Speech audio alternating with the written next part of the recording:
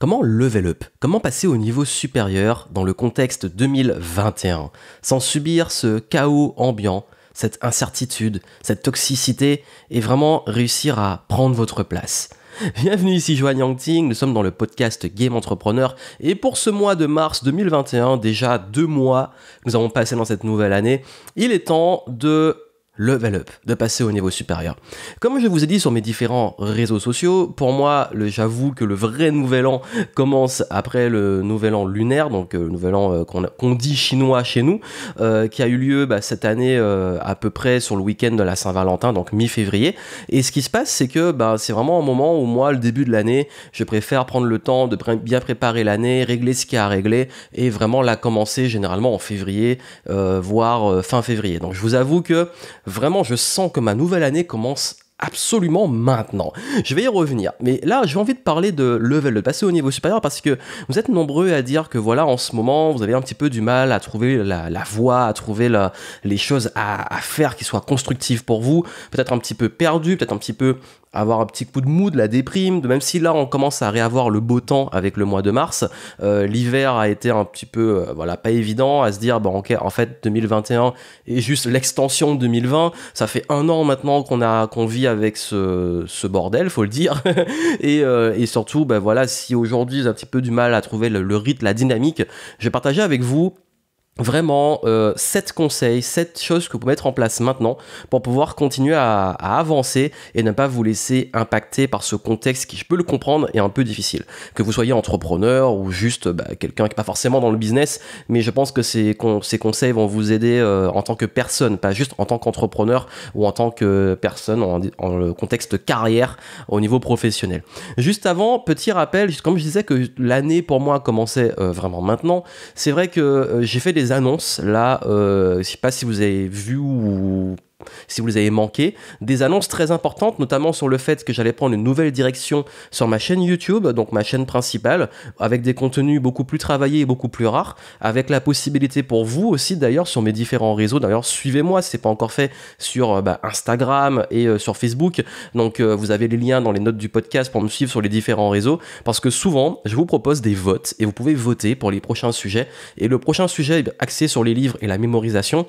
Je suis en train de le travailler et je reprends le plaisir d'écrire, de travailler mes sujets, de vous apporter un maximum de pédagogie, mais en même temps, que ça soit intéressant pour vous, que vous puissiez continuer à apprendre des choses, parce que mon intention dans mes contenus, c'est de vous transmettre de l'expérience, des connaissances, mais aussi de pouvoir varier les formats pour vous aider à rester, on va dire, attentif d'un côté, mais aussi de réussir à vraiment prendre plaisir à apprendre ces choses-là et que ça puisse être transmis de la meilleure des façons. Et vous avez aussi ma chaîne secondaire, ma chaîne YouTube secondaire, qui là va me permettre de pouvoir, quand j'ai envie de poster une vidéo, un podcast ou autre, sans forcément que ça soit gros travail de montage et tout. Je sais qu'il y en a parmi vous qui aiment vraiment avoir beaucoup de contenu, du contenu régulier. Dessus, vous aurez des contenus beaucoup plus réguliers parce que j'aime faire du contenu, j'aime partager des choses, mais c'est pas forcément pertinent d'en faire trop sur une chaîne YouTube, c'est pas bon pour l'algorithme, etc. J'ai expliqué tout ça dans ma dernière vidéo sur ma chaîne YouTube, donc allez la voir si ça peut vous intéresser. Et j'explique cette nouvelle orientation, de même que cette nouvelle année, vous n'allez pas avoir de gros changements de votre point de vue dans ce que vous allez recevoir en termes de contenu.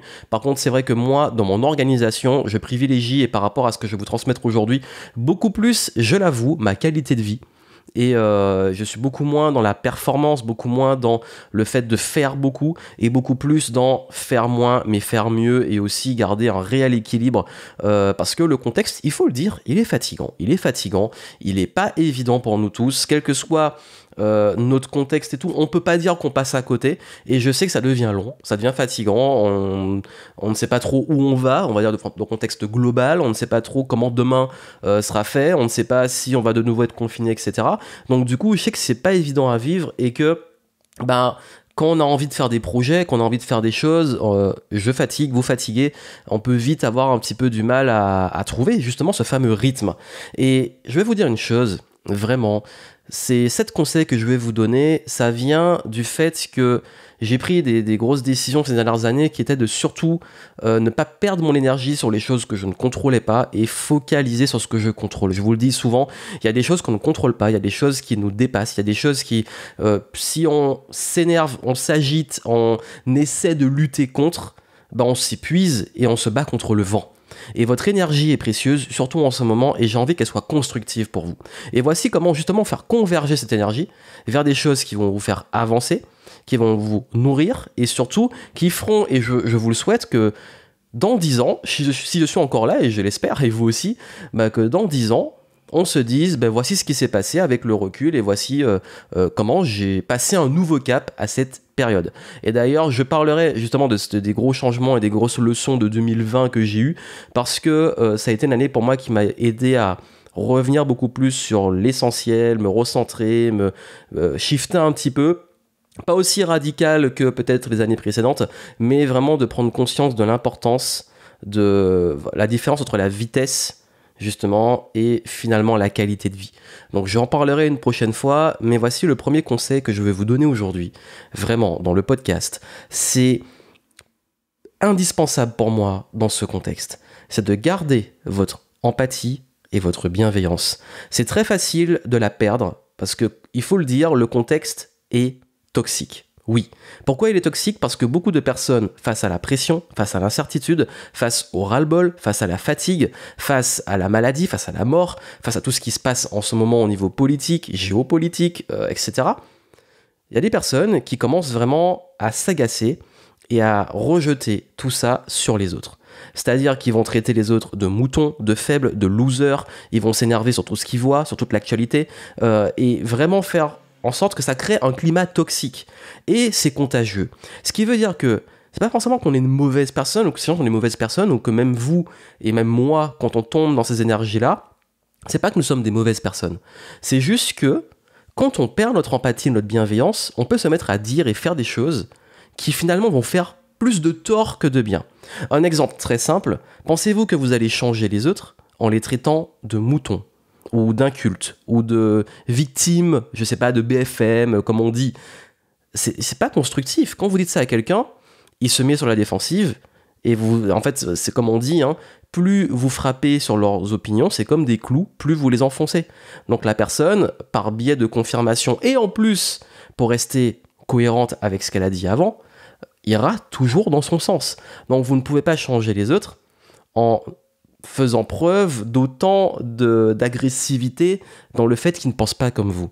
Et ça, je vous le dis parce que c'est très important, c'est pas pour faire la leçon de morale, mais c'est pour comprendre que quand on commence à être agacé, fatigué, etc., on peut s'en rendre compte, se mettre à avoir des comportements qui sont difficiles pour les autres. Et que même si vous-même vous laissez impacter par les gens toxiques qui se comportent comme ça, en réagissant comme eux, ou même en leur répondant, vous vous mettez au même niveau d'énergie et vous commencez justement à rentrer dans ces énergies-là. Et ce qui va vous aussi vous épuiser. Parce qu'en fait, ce qu'ils ont réussi à faire, ces personnes toxiques, c'est de vous ramener à leur niveau. Et ça, où ça va très loin, c'est que j'ai pu voir des conversations dans mon cercle, on va dire, professionnel sur mon Facebook, et je parle de mon profil Facebook, de personnes qui disaient, ben voilà, j'ai perdu un de mes grands-parents qui a eu le Covid, et tout simplement, et quand je parlais d'empathie et de bienveillance, au lieu simplement, voilà, de présenter ses condoléances, juste de soutenir la personne, il y a eu plein de commentaires en disant est-ce qu'ils n'avaient pas déjà une maladie avant parce que surtout ils sont pas morts du Covid et c'est pas, etc. Juste pour confirmer le fait que soit leurs convictions en fait, leurs idées, leurs convictions, leurs opinions sur le Covid versus juste l'empathie de quelqu'un qui a perdu un proche. Parce qu'en réalité on s'en fout, Covid ou pas Covid, quelqu'un a perdu un proche, il a juste besoin de soutien. Il n'a pas besoin de débat sur de quoi ils sont morts. Donc c'est pour ça que je vous dis que ça peut aller loin. Et qu'on peut ne pas, en pensant faire du mal, se mettre à perdre cette empathie et cette bienveillance juste pour vouloir appuyer et confirmer des opinions. Donc quand des personnes agissent comme ça envers vous et qu'ils ont ce manque d'empathie et de bienveillance, passez au-dessus, ne vous laissez pas impacter, ne considérez pas que c'est pas forcément de mauvaises personnes parce qu'ils se comportent comme ça, mais vous ne tombez pas au même niveau d'énergie. Et surtout, quelles que soient vos convictions, vos opinions, surtout, ne perdez pas votre bienveillance et votre empathie.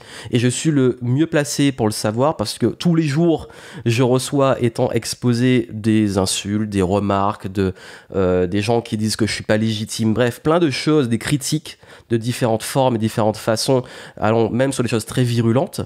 Et je suis humain, il y a des fois où je passe au-dessus, des fois où ça va me saouler vraiment, et je sais que les moments où ça me saoule et les moments où ça va justement m'énerver et m'agacer, je peux vite tomber au même niveau que ces gens-là et perdre ma bienveillance, et en perdant ma bienveillance, perdre le sens de pourquoi je fais tout ce que je fais, c'est-à-dire donner du contenu constructif pour aider les autres, et pouvoir peut-être tomber dans du contenu qui va juste s'adresser à ces haters ou ces personnes, alors que finalement ça va absolument rien changer parce qu'on aura toujours.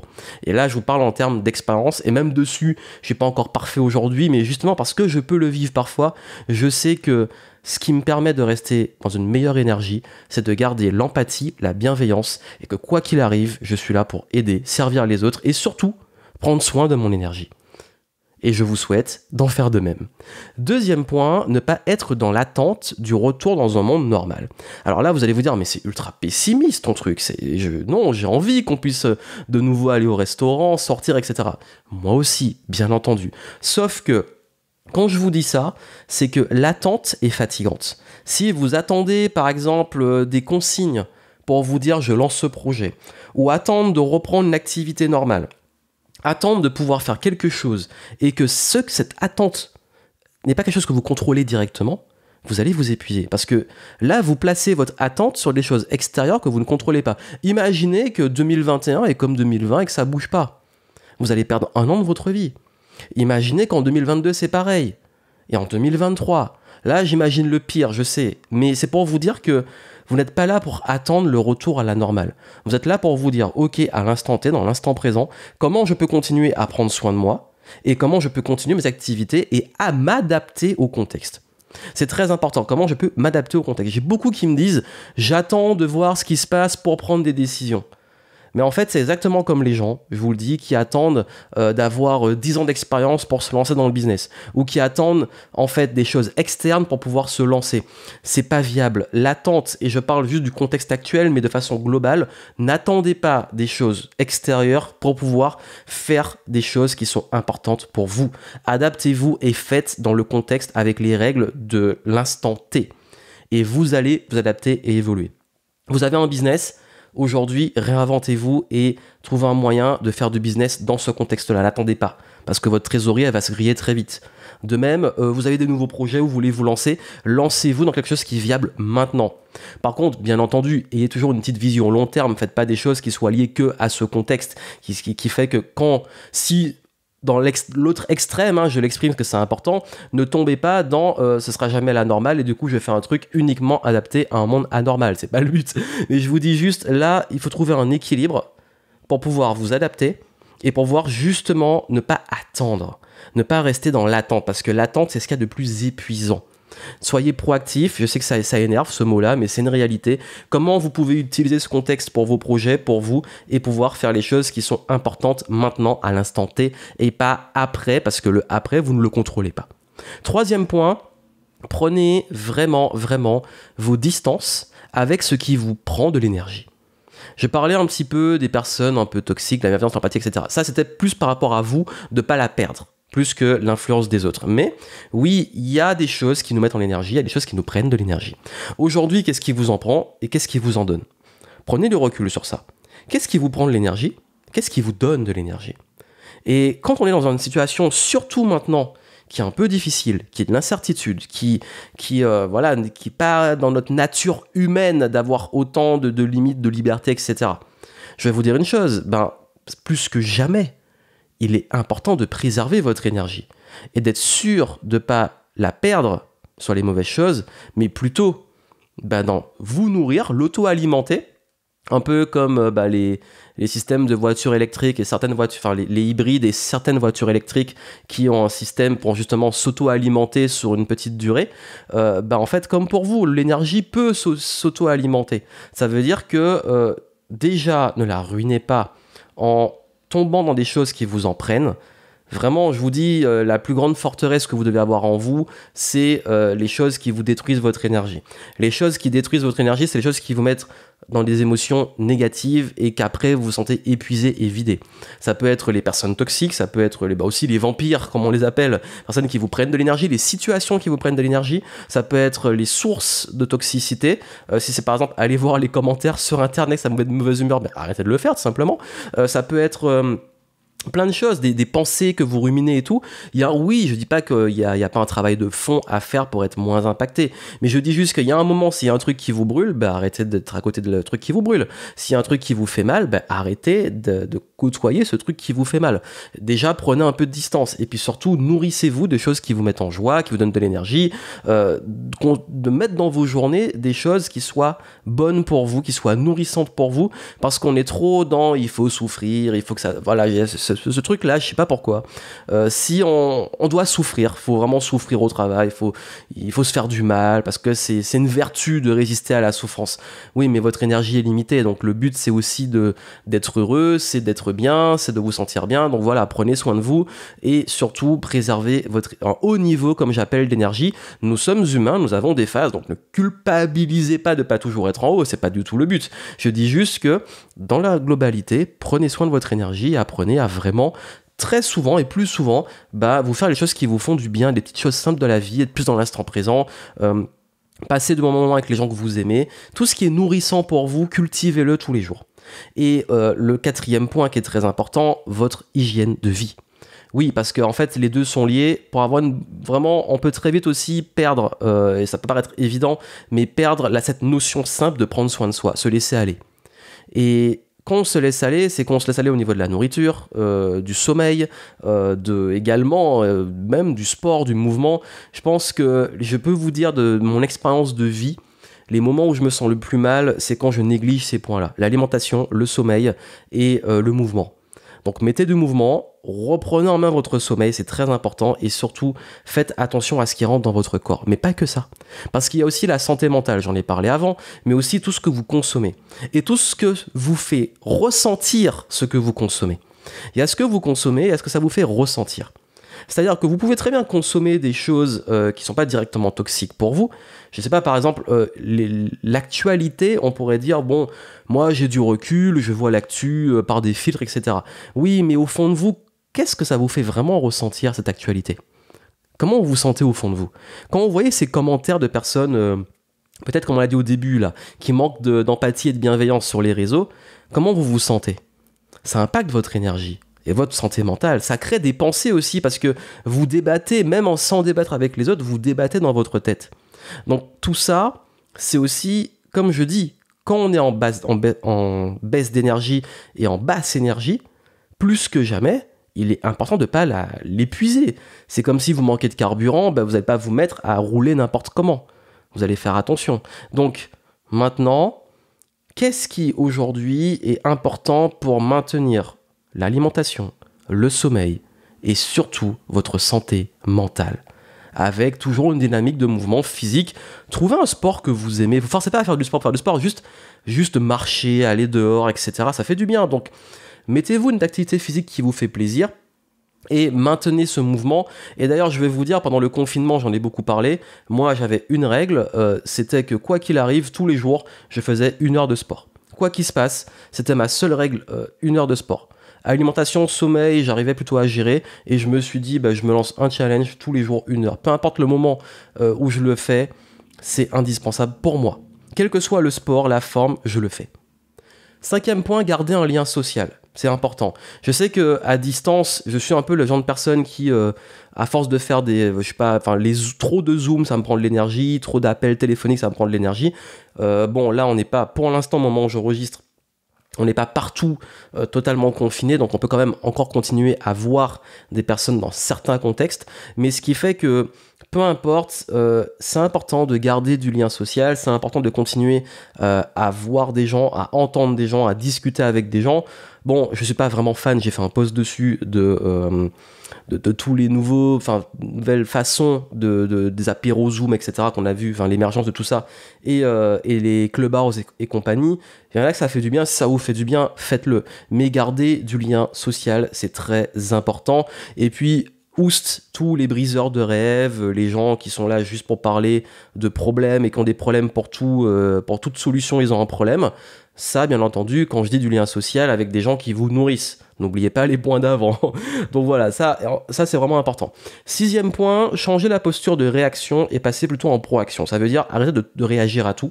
C'est ok de pas comprendre tout ce qui se passe, c'est ok de pas avoir des opinions sur certaines choses, c'est ok de pas forcément toujours partager ses opinions, c'est ok de pas être au courant de tout, parce qu'on a ce truc qui est très très fort dans notre réalité d'aujourd'hui, c'est ce qu'on appelle l'effet FOMO.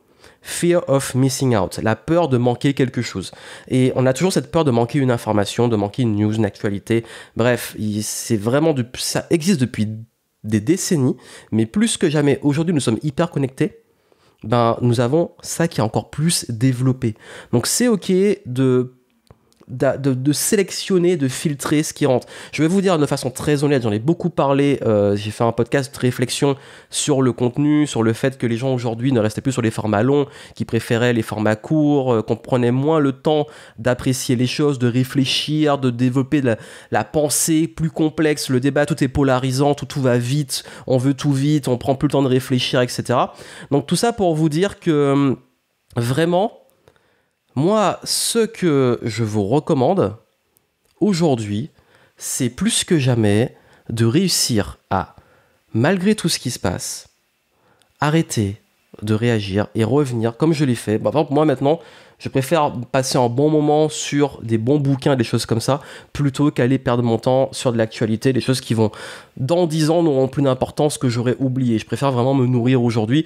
S'il faut voir de l'actu, je vais filtrer, aller directement droit à l'essentiel. Généralement, quand un truc est important, il arrive à vos oreilles, donc pas de souci sur ça. N'ayez plus cette peur de manquer quelque chose, la fameuse FOMO. Cette peur-là, réussissez à prendre du recul. Et enfin, 7e point, la grande question, c'est plus une question qu'un conseil. Que voulez-vous tirer de cette période ? Oui, comme je vous ai dit tout à l'heure, dans 10 ans, nous nous retrouvons et nous discutons et vous me dites « Je suis fier parce que durant cette crise, j'ai... » Et qu'est-ce que vous dites ? Voilà. Je suis fier parce que en 2020, 2021, voici ce qui s'est passé. C'est une réelle réflexion. C'est-à-dire que là, on est peut-être dans une vision très court terme parce que je sais que ça commence à être long, mais 1 an sur l'échelle d'une vie, c'est rien. Et en même temps, c'est beaucoup. Il peut se passer beaucoup de choses en 1 an. Comme il peut rien se passer. Mais quoi qu'il arrive, avec le recul, généralement, notre cerveau, il y a eu beaucoup d'études en psychologie dessus, et c'est un peu l'effet de la nostalgie, c'est que nous avons toujours des filtres qui font que quand on se rappelle certaines époques de notre vie, on va avoir des filtres très positifs. Ce qui font quand on a de la nostalgie, c'est que, je sais pas, quand on se rappelle nos années de collège, lycée ou adolescent, on va souvent idéaliser les choses plus que ce que c'était vraiment. Et moi, ce que je vous dis aujourd'hui, c'est que si vous voulez réussir à vraiment tirer quelque chose aujourd'hui et prendre du recul et pas juste réagir et plus vous dire bon, ok, qu'est-ce que j'ai fait cette période, la meilleure des questions c'est je serai fier dans 10 ans parce que qu'est-ce qui s'est passé. Et je sais que si vous n'avez pas forcément d'idées, d'éléments, n'allez pas dans forcément les choses spécifiques. Je sais qu'on peut se dire, je sais pas, il faut des objectifs ultra spécifiques et tout, c'est pas le but. Vous pouvez juste vous dire parce que je suis devenu peut-être une personne comme ci ou comme ça. Vous pouvez baser sur le être, comment vous avez évolué, qu'est-ce que vous êtes devenu, qu'est-ce qui a changé en vous, qu'est-ce qui a changé chez vous, qu'est-ce que vous avez accompli, si vous avez des idées, peu importe. Il n'y a pas une bonne réponse, ça vient de vous. Elle peut être ultra floue, comme elle peut être extrêmement spécifique, c'est pas grave. Le but, c'est juste de vous poser une intention. Mon intention, c'est que, voilà, on est tous dans le même bateau, comment on en fait quelque chose de constructif, et comment dans 10 ans, on se dit, ok, voici ce qui s'est passé. Mais très important, et vraiment très, très, très important, parce que je vois trop souvent ça. Cette réponse à ça, vous devez avoir un total contrôle dessus. Ne dites pas dans 10 ans je suis fier parce que j'ai réussi la révolution de ceci, cela. Focalisez sur ce que vous contrôlez, parce que si vous mettez toute votre énergie sur les choses que vous ne contrôlez pas, et vous dites ok, j'ai envie de changer les autres, le monde, de dématrixer des gens, etc., vous ne contrôlez pas ça. Par contre, vous contrôlez maintenant l'attention que vous allez mettre et comment vous allez vous changer, ce que vous allez être, faire et peut-être provoquer pour avoir, on ne sait pas, c'est tant mieux, mais vraiment plus basé sur le être, je vous garantis que en termes d'énergie, ce sera mieux pour vous. De la focaliser vraiment sur ce que vous contrôlez. Et n'oubliez pas qui vous êtes. Et oui, qui vous êtes. C'est important. N'oubliez pas qui vous êtes, la connaissance de soi. Je sais que beaucoup me disent j'ai du mal à trouver ma voie, trouver ma place, etc. Mais en fait, c'est pas de l'extérieur que ça va venir, c'est en vous. Donc ne cessez jamais d'explorer ce qu'on appelle la connaissance de soi. De aller en introspection, de vous poser les bonnes questions, de prendre du recul, d'aller vers ce qui vous donne de l'énergie, ce qui vous tient à cœur, etc. Tous les conseils là qui s'emboîtent et qui se connectent pour pouvoir continuer à avancer et level up. Et la meilleure façon de passer au niveau supérieur, c'est justement de garder cette empathie, cette bienveillance, de pas être dans l'attente et plus dans la proaction de comment j'utilise ce contexte pour faire des choses et comment je vise aussi le long terme, de pouvoir rester dans des énergies extrêmement positives, de prendre soin de votre santé, votre niveau d'énergie, de garder du lien social positif, de bien vous entourer et surtout de beaucoup plus revenir sur du long terme et de la création que de la réaction. Parce que c'est comme ça que vous allez pouvoir, dans 10 ans, je vous le souhaite, être fier d'avoir level up durant les années 2020, 2021, on ne sait pas combien de temps ça va durer, mais en tout cas, on va dire les débuts des années 2020. Je vous souhaite plein de succès. Si c'est pas encore fait, comme je vous l'ai dit, laissez-moi une petite review sur iTunes, sur le podcast, ça fait plaisir, ça aide à le référencer et ça permet de partager ce message à plus de personnes, d'être nombreux à me dire merci pour tes podcasts, ça m'aide beaucoup, ça aide, etc. La meilleure façon vraiment de contribuer, c'est juste de prendre un petit moment sur Apple Podcast et de laisser les 5 étoiles. Vraiment, je vous dis, ça change le game en termes de référencement.